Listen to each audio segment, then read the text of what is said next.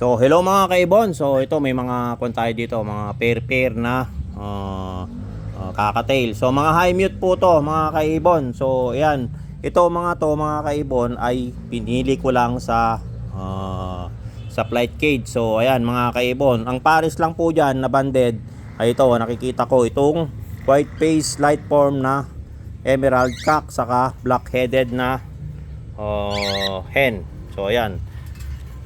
So ayan, lahat na to mga kaibon matured pero hindi pa sila pares.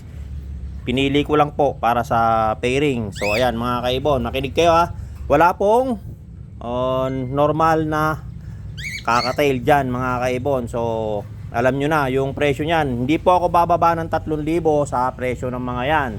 So ayan, unahin po natin yung ID nito. Yung ID nitong pair na to mga kaibon, back to back na palo. So orange cheek saka pastel na palo, parehas silang heavy pied lime. So ayan, project for heavy pied palo, saddleback lime din yan mga kaibon. So ayan, kung nakikita nyo, isang pastel na hen saka isang orange cheek na cock. So ayan oh, ang ganda. So ayan ang unang pares, project for heavy pied palo yan. So ito naman mga kaibon ay back to back na palo, silver lime. So ayan, project for silver palo. So ayan mga kaibon, kung nakikita nyo, ito yung white face pied na cock. So palo po yan, saka isang white face pied din na hen. So ayan, heavy pied lime parehas, ay silver lime po yan mga kaibon.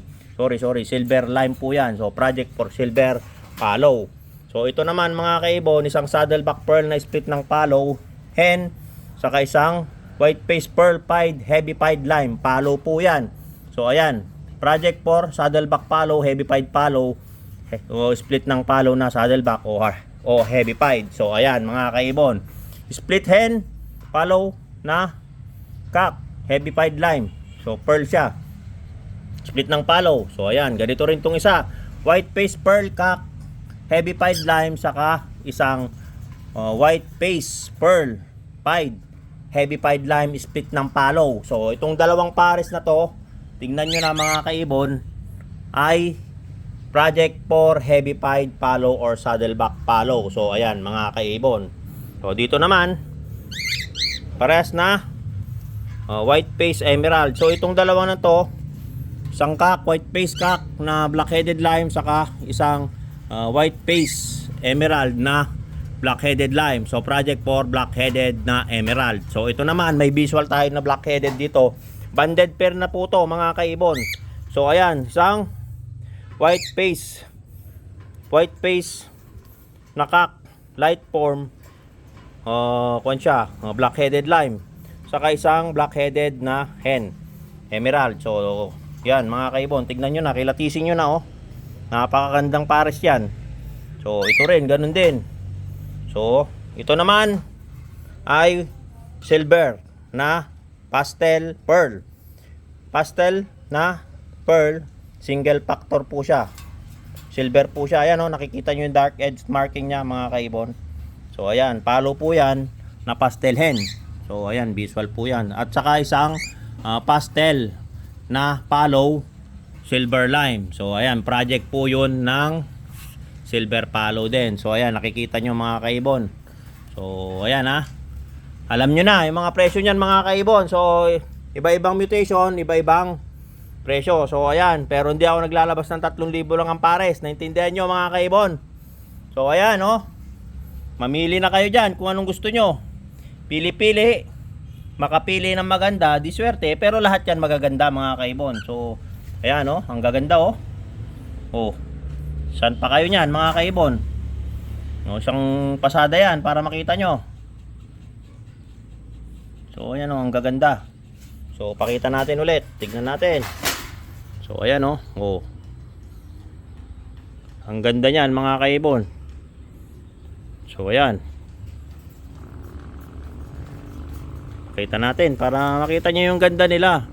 Hindi lang top view, pero yan oh, view, side view naman. So ayan, ito naman, ayan oh, ang gaganda mga kaibon. So wala nang panapon dyan, puro magaganda, kaya maganda rin ang presyo nyan. Pero hindi naman mahal, sakto lang sa budget. Kung kuripot ka o buraot, sorry na lang. Hindi talaga pwede. So, di uubra. So, ito naman oh. Oh, black-headed na hen, saka light form na black-headed lime. Emerald. So, parehas na. Ito naman, parehas na black-headed lime. So, ayan mga kaibon. Oh, ang gaganda niya, no? So, saan ka pa? Oh, ito ang pinakamaganda sa lahat. So, ayan, silver palo na pastel, pearl. Saka isang pastel na silver lime. Palo din yan. So, ayan. Napakaganda.